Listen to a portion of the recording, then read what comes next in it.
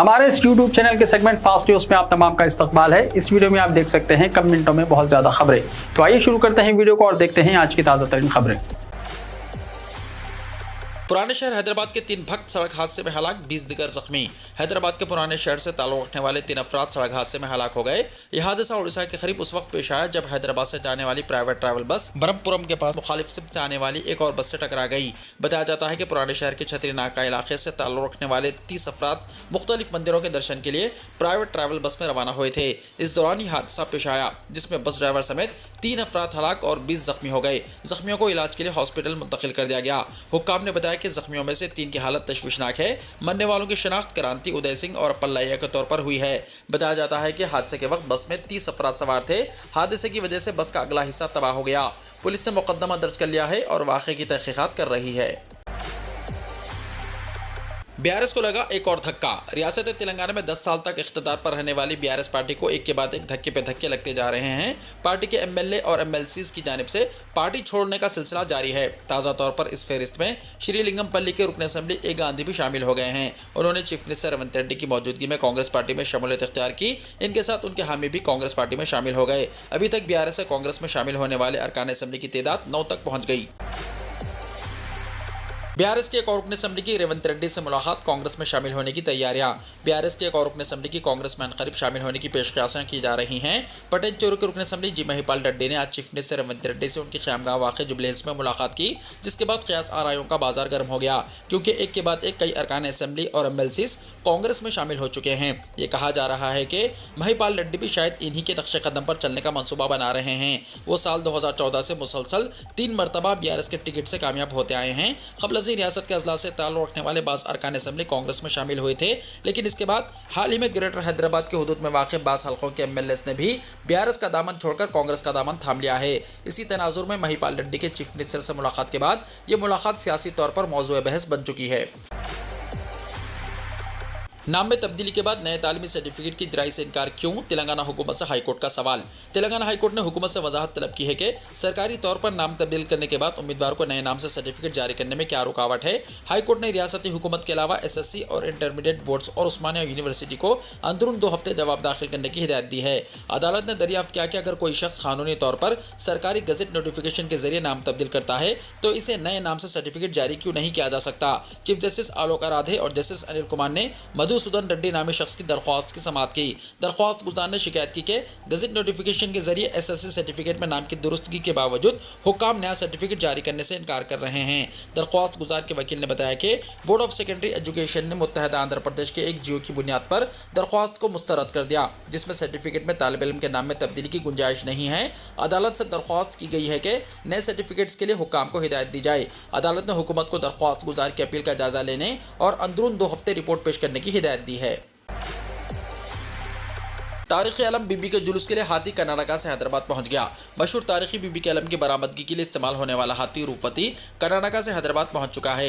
हाथी रूपवती की हैदराबाद मुंतकिली के लिए हुकूमत तेलंगाना और हुकूमत कर्नाटका के दरमियान मुआहदे के मुताबिक ज़रूरी इजाज़तनामे जारी कर दिए गए हैं। मरकजी हुकूमत की मदाखलत, बिलखुसूस मरकजी वजारत के डायरेक्टर प्रोजेक्ट एलिफेंट और IGF की मदाखलत के बाद हाथी की मुंतकिली में कुछ ताखिर हुई है। तहम रियासती वज़ीर जंगलात कोंडा सुरी खान ने इस मामले में कर्नाटका हुकूमत से तबादला ख्याल किया, जिसके बाद हाथी की दीवानगरी यानी कर्नाटका से हैदराबाद मुंतकिली के लिए राह हमवार हुई है। ट्रांजिट पास की इजराई के बाद एक बड़ी लारी में हाथी रूपवती को हैदराबाद मुंतकिल किया गया। इस हाथी को बीबी के आलम के बरामद के अलावा बोनाल त्यौहार के लिए भी इस्तेमाल किया जाता है। यह हाथी आर्जी तौर पर हैदराबाद लाया गया है। मुहर्रम और बोनाल के बाद दोबारा कर्नाटक वापस भेज दिया जाएगा। अखिलती क़ामती स्कूल्स में गैर अखिलती तलबा के एडमिशन जारी। Telangana minority residential education institution society के तहत जो क़ामती स्कूल्स कायम किए गए हैं, इनमें गैर अखिलती तलबा को दाखिलों का अमल जारी है। अखिलती तलबा की 26,000 सीटें खाली हैं। सेक्रेटरी की जानिब से 9 जुलाई को 164 और 51 गैर अखिलती बच्चों को दाखिलों के लिए अलहदा अहकाम दिए गए हैं। इस तरह जुमला 215 गैर अखिलती तलबा को क़ामती स्कूल्स में दाखिला दिया गया। कायदे के मुताबिक 204 स्कूल्स में 20% गैर अखिलती तलबा को दाखिला दिया जाना चाहिए, लेकिन अब तक 32% गैर अखिलती तलबा दाखिला लेने में कामयाब हुए हैं। सेक्रेटरी आयशा मसर्रत खानम का कहना है कि कानून हक लाजमी तालीम के तहत कोई भी तालीम के लिए दाखिला ले सकता है, किसी को वो रोक नहीं सकती। जायदादें अब भी खाली हैं। जो भी अखिलती तलबा एडमिशन के ख्वाहिशमंद हैं वो दाखिला ले सकते हैं। गाड़ियों के शीशों पर सिया फिल्म्स के खिलाफ मुहिम में शिद्दत, 1007 मुकदमा दर्ज और जुर्माना आयद। हैदराबाद ट्रैफिक पुलिस ने शीशों पर सिया फिल्म लगी गाड़ियों के खिलाफ मुहिम में शिद्दत पैदा कर दी है। इस मुहिम का आगाज 8 जुलाई को हुआ, जो अभी तक जारी है। गुज़िश्ता 4 दिनों के दौरान 1007 मुकदमा दर्ज किए गए और गाड़ी सवारों को 1000 रुपये तक जुर्माना आयद किया गया। सुप्रीम कोर्ट के फैसला और सेंट्रल बोर्ड व्हीकल कानून 100 के तहत गाड़ी को तैयार करने वालों को चाहिए कि वो सामने की विंड स्क्रीन और पीछे के रोड विंडो में 70% तक नजर आना चाहिए, जबकि दाएं और बाएं तरफ के शीशों में 50% से कम नजर नहीं आना चाहिए। शीशों पर स्या फिल्म लगाने पर मुकम्मल पाबंदी है और 1000 रुपये जुर्माना आयद करने के साथ साथ इसकी खिलाफ वर्जी पर शीशों से स्या फिल्म को निकाला जाएगा। इन स्या फिल्मों का इस्तेमाल करने से हादसात हो सकते हैं। बाज़ कार मालिकिन सूरज की शुआओं से बचने के लिए पर्दे इस्तेमाल कर रहे हैं और बाज़ असली कारें स्या स्क्रीन के हामिल हैं।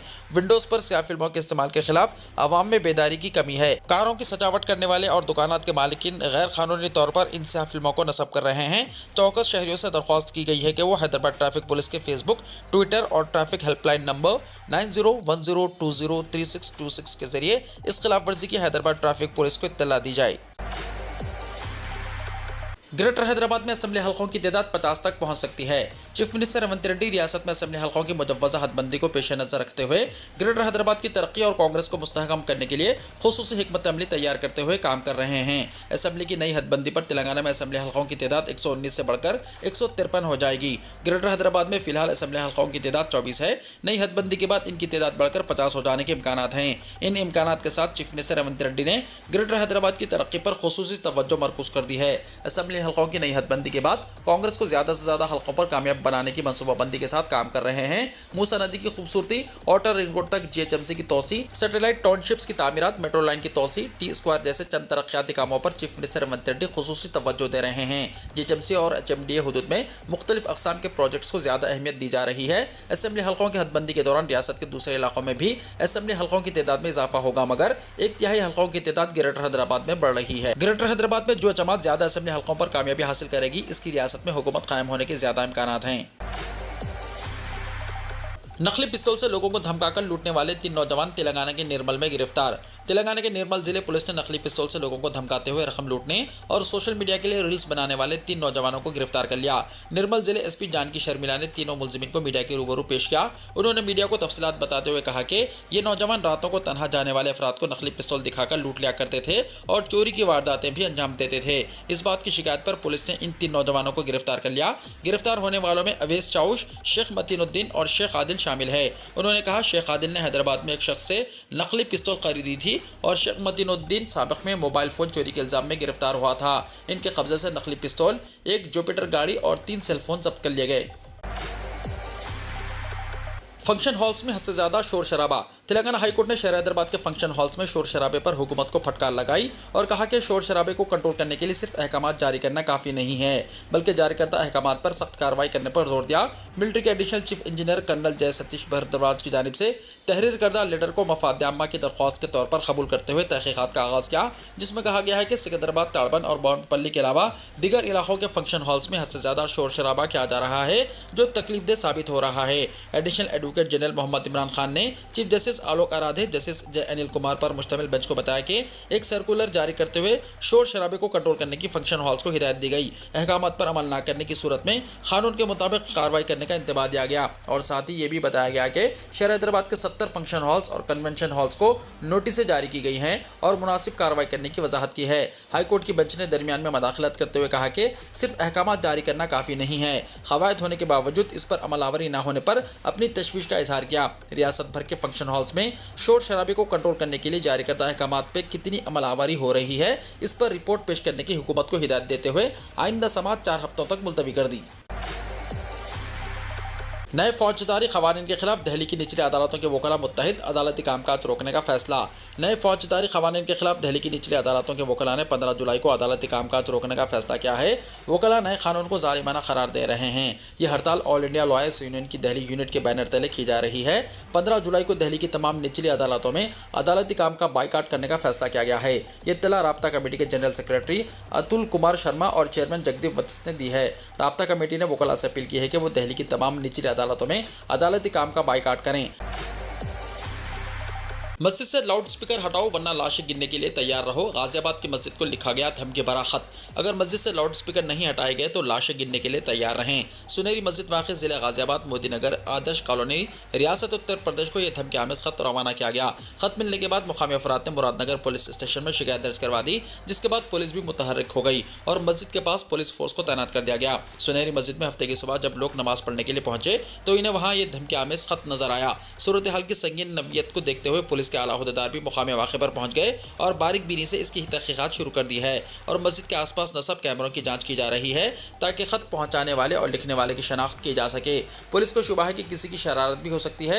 इस धमकी आमेज खत में लिखा था, मुसलमानों मेरी बात गौर से सुनो, मस्जिद के स्पीकर से आवाज आई तो लाशें गिनने के लिए तैयार रहें। मुरादनगर में नस्ब तमाम स्पीकर्स को बंद कर दिया जाए। यही नहीं, खत लिखने वाले ने अपना नाम सनातनी लिखा। बाज़ार है कि पहले ही मसाजिद से लाउड स्पीकर को हटाने की धमकी देने वाला सोशल वीडियो सोशल मीडिया पर वायरल हो चुका है। आयुष त्यागी नामी शख्स ने कहा था कि अखिलती बरादरी के लोगों को मजहबी मुकामात से लाउड स्पीकर हटाने को कहा जाए। इसने यह भी कहा कि वो खुद लाउड स्पीकर हटा दें वरना हटा दिया जाएगा। असेंबली ज़िमनी इंतखाबात, इंडिया ब्लॉक की 10 हल्कों में शानदार कामयाबी। मुल्क की 7 रियासतों की 13 असेंबली सीटों के लिए 10 जुलाई को ज़िमनी इंतखाबात हुए थे। आज 13 जुलाई को सभी सीटों पर डाले गए वोट की गिनती हुई और जो नतायज सामने आए हैं वो मोदी बैरिकेड के लिए किसी जोरदार झटके से कम नहीं। इंडिया ब्लॉक ने एनडीए को शर्मनाक शिकस्त देते हुए 13 असेंबली सीटों में से 10 पर कामयाबी हासिल कर ली है। सिर्फ 2 असेंबली सीटों पर एनडीए को कामयाबी मिली है। अगर पार्टी सतह पर नतायज को देखें तो कांग्रेस और तृणमूल कांग्रेस को 4-4, बीजेपी को 2 और आम आदमी पार्टी और डीएमके को 1-1 सीट पर कामयाबी मिली है। एक असेंबली सीट पर आजाद उम्मीदवार ने कब्जा जमाया है। बीजेपी के जरिए तैयार खौफ और गुमराही का जाल टूट चुका है। ज़िमनी इंतखाबात के नतायज पर राहुल गांधी का रद्द-ए-अमल। 7 रियासतों की 13 असेंबली सीटों के नतायज ने इंडिया ब्लॉक में खुशी की लहर पैदा कर दी है।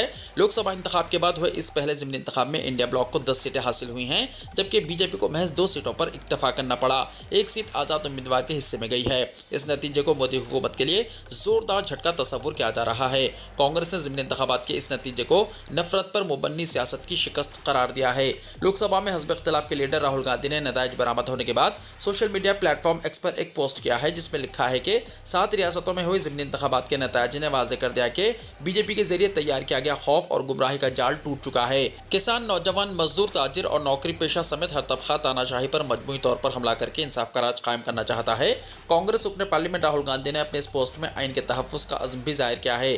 उन्होंने लिखा है कि अपनी ज़िंदगी की बेहतरी और आइन की हिफाजत के लिए अवाम अब पूरी तरह से इंडिया ब्लॉक के साथ खड़ी है। जय हिंदुस्तान, जय संविधान। सेलफोन का कसरत से इस्तेमाल और वीडियो गेम्स, बच्चों का दिमाग मुतासर होने का खतरा, माहिरीन का वालिदैन को मशवरा। मौजूदा वक्त में बच्चे स्मार्टफोन्स के इस कदर आदी हो चुके हैं कि खाने से लेकर सोने तक ये शीरख्वार बच्चों के भी हाथों में नजर आ रहा है। ये कहा जा सकता है कि आज की नस्ल स्मार्टफोन्स की लत का शिकार हो चुकी है। ये फ़ोन उनका ओढ़ना बिछोना हो गया है। आजकल बच्चे खेल के मैदान के बजाय स्मार्टफोन या लैपटॉप पर ज़्यादा वक्त गुजार रहे हैं। वो वीडियो गेम्स खेलने और फ़ोन देखने के इस हद तक आदी हो चुके हैं कि इन्हें दिन भर कमरे में बैठकर गेम खेलना पसंद है। इसका सबसे ज़्यादा असर उनके दिमाग पर पड़ता है, जिसकी वजह से ज़हनी सेहत मुतासिर हो रही है। वीडियो गेम्स की वजह से वो ख़ानदान और मुआशरे से बिल्कुल कट रहे हैं। अक्सर वालिदैन अपने बच्चों की इस आदत से परेशान हैं और लाख कोशिशों के बावजूद वो बच्चों की इस आदत को तब्दील नहीं कर पा रहे हैं। मुसलसल फ़ोन के इस्तेमाल की वजह से बच्चों को सर दर्द, बेचैनी और भारीपन महसूस होता है। इसी की वजह से उनका पढ़ाई में भी दिल नहीं लगता, क्योंकि उनके जहन पर वीडियो गेम्स हावी रहते हैं। गैजेट्स का इस्तेमाल या मुसलसल वीडियो गेम्स खेलने से बच्चों के जहन पर बहुत ज़्यादा दबाव पड़ता है, जिसकी वजह से सर में दर्द और भारीपन रहता है और वालिदैन घर वालों या दूसरों से बातचीत करते हुए चिड़चिड़ा महसूस करने लगते हैं। माहिरीन के मुताबिक इसकी वजह से उन बच्चों का दिमाग वीडियो गेम्स के अलावा किसी और चीज़ पर मरकूज नहीं रहता। बच्चों को वीडियो गेम्स की लत से निजात दिलाने के लिए वालिदैन को कुछ बुनियादी इक़दाम लेने होंगे, जैसे उनके स्क्रीन टाइम को कम करने की कोशिश करें। वालिदैन उनसे प्यार से बात करें, इन्हें बागबानी सिखाएं, इनसे छोटे छोटे काम करवाएं और बाहर के खेलों में हिस्सा लेने की तरगीब दें और उनकी तवज्जो दूसरी जानिब मबजूल करवाएं, वरना मुस्तकबिल में इसके संगीन नतायज बरामद होंगे। हेमंत सोरेन की सोनिया गांधी से मुलाकात। झारखंड के चीफ मिनिस्टर हेमंत सोरेन ने आज यहां कांग्रेस पार्लिमानी पार्टी की लीडर सोनिया गांधी से उनकी रिहाइशगाह पर मुलाकात की और आने वाले असेंबली इंतखाबात पर तबादला ख्याल किया। हेमंत सोरेन ने अपने ट्विटर हैंडल पर ये मालूमात शेयर की हैं। उन्होंने मुलाकात की तस्वीर भी पोस्ट की है, जिसमें वो अपनी अहलिया कल्पना सोरेन के साथ सोनिया गांधी से मिल रहे हैं। उन्होंने बताया कि वो जमानत पर जेल से बाहर आने के बाद सोनिया गांधी से नहीं मिले थे, इसलिए वो इनसे उनकी रिहाइशगाह पर मिलने गए। इस मुलाकात के दौरान उन्होंने सोनिया गांधी से झारखंड में होने वाले असेंबली इंतखाबात के बारे में भी तबादला ख्याल किया। खालिज बराह रास्त टैक्स वसूली 24.07% बढ़कर 5,74,000 करोड़ रुपए तक पहुंच गई। मईशत के हवाले से अच्छी खबर आ गई है। मरकजी हुकूमत का खजाना रवा माली साल 2024-25 के मुकम्मल बजट से पहले ही भर गया है। खालिज बराह रास्त टैक्स वसूली अब तक 24.07% बढ़कर 5,74,000 करोड़ रुपए तक पहुंच गई है।